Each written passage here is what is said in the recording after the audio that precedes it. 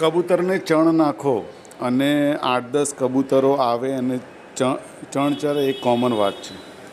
પણ આજે એક અનકોમન વાત એ હતી કે જ્યારે 8-10 કબૂતર ચણ ચરતા હતા ત્યારે એક કબૂતર ચણ ચરવાની જગ્યાએ મસ્તી કરતું હતું, નાટક કરતું હતું, ગોળ ગોળ ફરતું હતું, ડાન્સ કરતું હતું. એટલે કે એનું ચણ લેવામાં કોઈ ઇન્ટરેસ્ટ એનો હતો નહીં. અને આ એક અસામાન્ય ઘટના હતી.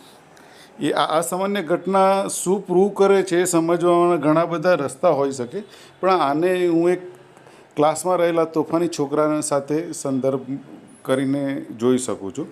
ઘણી વખત આપણે જોઈએ છીએ કે આપણા ક્લાસમાં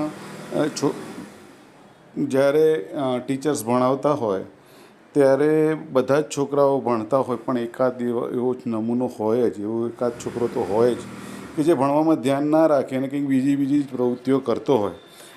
આ પ્રકારનું વ્યક્તિત્વ એ આ કબૂતરનું વ્યક્તિત્વ સાથે સરખાવી શકાય.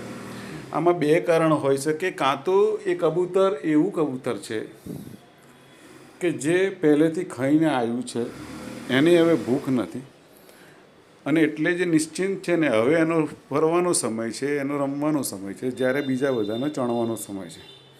કાં તો એ હોઈ શકે કે એ એકદમ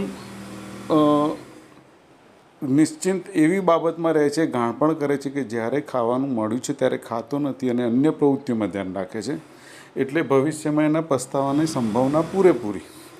તો આ બંને વિકલ્પો આમાં હોઈ શકે. વસ્તુ અને વ્યક્તિ અને સિચ્યુએશન પર આધાર છે કે ક્યારે કોણ કેવું છે. વધુ અભ્યાસ માગી લે એવી વાત છે, પણ આ ઘટના કંઈક જોરદાર હતી. અશ્વિન સાના, જય શ્રી કૃષ્ણ.